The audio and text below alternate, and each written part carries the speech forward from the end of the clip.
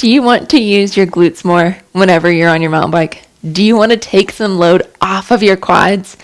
This video is for you. I'm going to go over 3 main tips, kind of some exercises, kind of some theories and ways to think about it when you're on the bike of how you can use your glutes better. My name is Liz. I'm a mountain biking strength coach. I'm also a doctor of physical therapy. I am owner of the Ride Life, which is mountain biking strength and endurance programs for women mountain bikers. I have a deal going this week, a sale for core crushers. If you are interested in strengthening your core and making sure you're actually going to do the online workout that you just bought, I have a 3-week accountability program coming with it as well. So if you're interested, check out the link in the description below or just comment and I'll make sure you get the link. Let's pop into how to get you stronger and using your glutes actually on the bike and ways to think about how that works.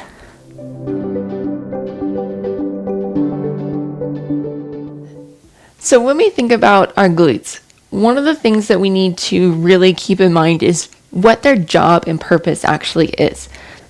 Extend the hip, and for your Glut Max, it's to externally rotate your femur, that movement. So if you point at your femur, it rotates outward.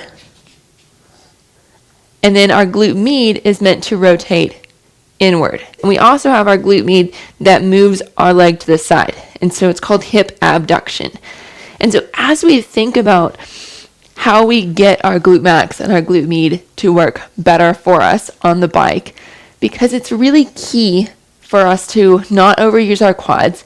It's important for us to support our knees and also our feet. It gives our back a load off. Because if we're not using our glutes very well, we're going to get the power from somewhere else. But it's not going to be as efficient. It's not going to be as long-lasting and have the endurance and also the power with it, which is why we need our glutes to work. So if we think about how our glutes are a hip movement, one way that we can think about making our glutes work more for strengthening exercises is making sure we're moving at our hips. Well, you're like, okay, Liz, that sounds good and all. There's a couple different studies that go over this, and they talk about core control with it. They talk about how important locking down your back or keeping your trunk still so you actually get hip movement. So as we just think about a bridge or a hip thrust, we're raising up and we're extending at our hips. Well, how you get that working more is that you do what's called a posterior pelvic tilt. And so you use your core and you rock your pelvis backwards. And so if my pelvis is sitting like this right now, it's kind of like a bowl, I'm wanting to shift it where I'm pointing it backwards. And so I'm going to press my back into the floor. Then as I raise up, now it becomes mainly just a hip extension and a little bit of external rotation because my knees are going out just a little bit. So think about that point that's coming off your femur. It's rotating outwards. I'm also getting a little bit of abduction or moving it to the side. But if I don't keep my trunk still, if I don't do that posterior pelvic tilt, I won't get as strong of a glute activation. And so if I let my back come up off, now I'm using some of my back to help me lift from my shoulders and not just my hip getting the movement.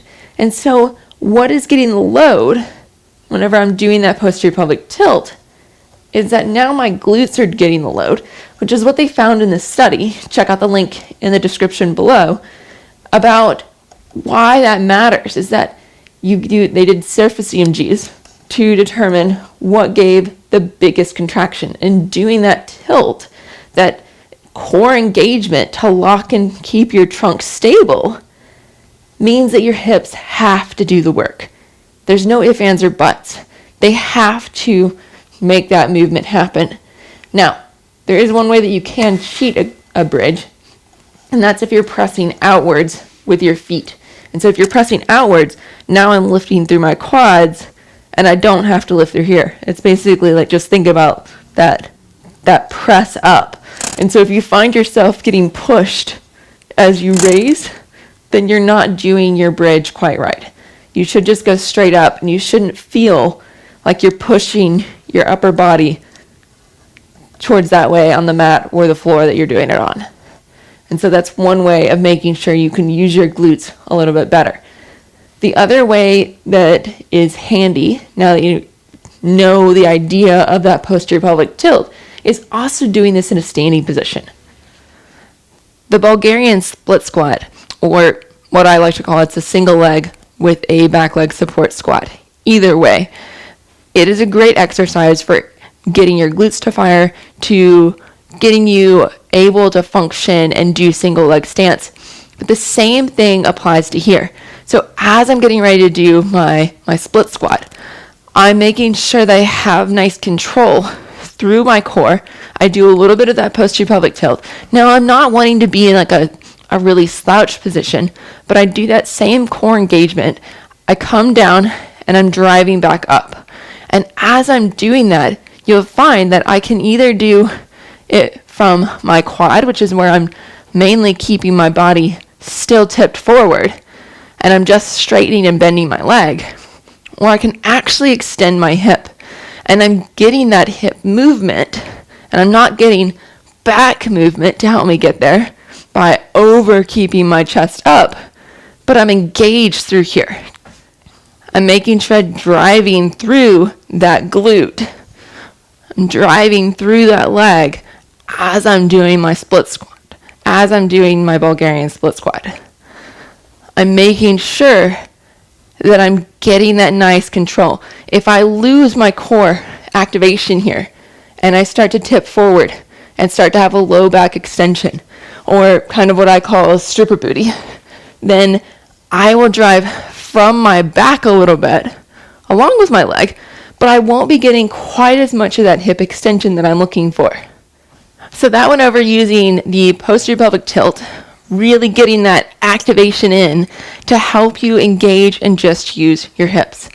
Another way we can think about it is our trunk staying in a neutral spine position, or where we're not fully tipped back, but we're getting that core strength as a cylinder around to helping us use and make that hip control happen. So this is point number 2. First one was in that we do more of a posterior pelvic tilt to really engage and target that glute activation, making that hip extension happen. The second one is that we are staying in more of what we call a neutral spine. Flat back. And this is really functional when it comes to things, because we don't always want to be super tucked, but we want to stay nice and neutral. The key is that we don't move from both our back and our hip to make a movement happen. And this is exaggerating, of course, but it's that we're keeping still there and really strengthening up our glute. And one of the keys is that we actually seek that end range. And that end range right through here is when we get really strong activation of our glute, but we have to stay really strong through our cylinder, through our trunk, our core, to make that movement happen. Because if we just go not to that end range, we won't feel as strong as a contraction. But if I really get that last little bit, and it helps us fire and helps us use our glutes even that much more. Because if we can use a muscle through its full range, then we strengthen it better. We make sure and we target all of that part of that muscle that is needed to get signals back to our brain, get signals from our body to make adaptive changes to it. And so as we're doing these exercises, think about going to your end range as long as you feel comfortable with it. It shouldn't be hurting your low back. It shouldn't be hurting your hip. This is where you are also getting a hip flexor stretch potentially, where you're getting a down regulation of your hip flexor because we're using our glutes more. As we use an opposite and opposing muscle, say I want to do a bicep curl, we have signals that come down from our brain that tell our triceps to chill out. We don't need you right now. And so same thing happens for our hip. As we use our glutes more, we turn off the hip flexor signaling for support, especially if we are using our core correctly. Hip flexors have a tendency of being kicked on and used more as postural stability whenever we don't have a strong core, especially our lower core. And so as you're doing any of these glute strengthening exercises, you probably have noticed so far that our core is the biggest asset for it. If we are weak in our core, then we are not going to get good glute strength, which is one reason why I created an entire program for core strengthening. It's also why in the Ride Life team, my monthly membership, that's your complete training program. Core is pretty much in every single exercise because it's necessary. It's key for us to be strong off the bike and most definitely on the bike. And so as you're thinking about that neutral spine, think about going to that end range and really targeting that as you're doing your donkey kicks, your fire hydrants, and staying really stable and strong through your back. You shouldn't be rocking and moving. You should be able to stay still through there as you're doing your exercise. Key number 3.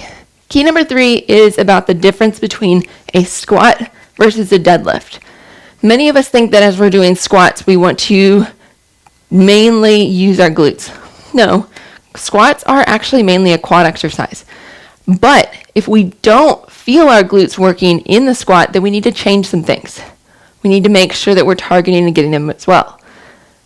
But as we're doing our deadlift, especially not the deadlift that goes all the way from the floor, but as we're doing more of a soft knee or on risers deadlift, then we are using mostly our posterior chain, our back, our glutes, and our hamstrings. Hamstrings a ton.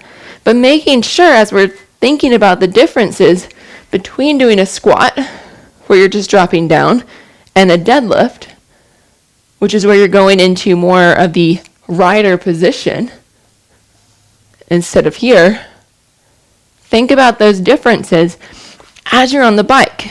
Think about those differences as you're doing some of your workouts. Are you moving into more of that deadlift, that hip hinge position? Or are you squatting it? Which way are you going?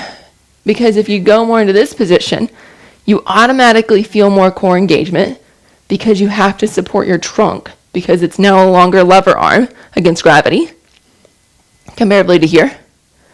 And we think about what we're loading. Here, our quads are the main thing that they're loaded with our glutes.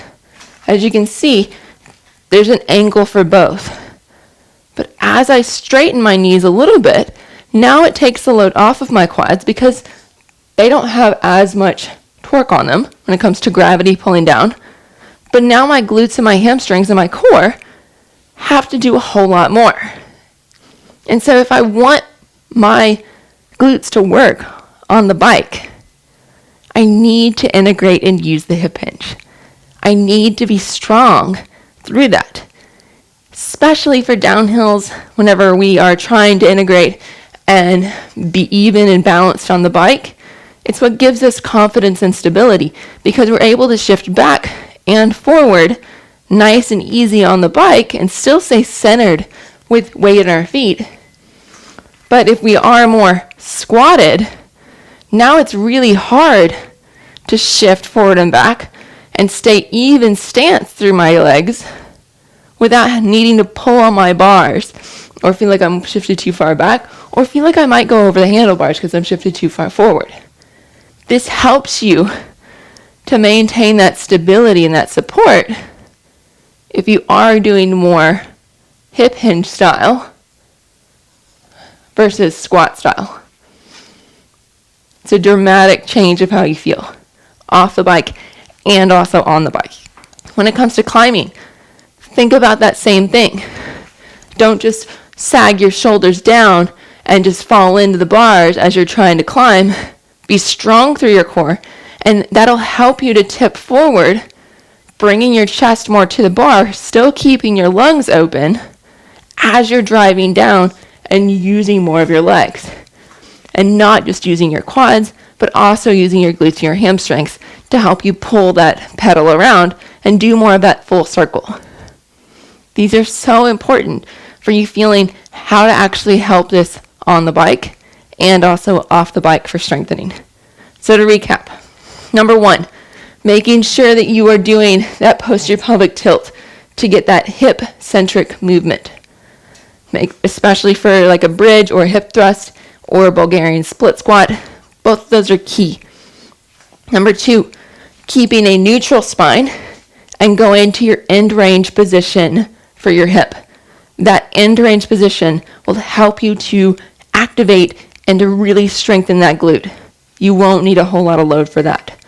Number 3, making sure that you are doing deadlifts, good mornings, and getting that hip hinge position and not just squatting, especially on the bike. I hope this was helpful. If you're interested in joining the 3-week accountability program and getting 50% off of the Core Crushers, comment below, I'll get you the link, and or just check out the link in the description. I hope this was helpful. If it was, please like and subscribe, and just comment and let me know how it was. Cheers, y'all.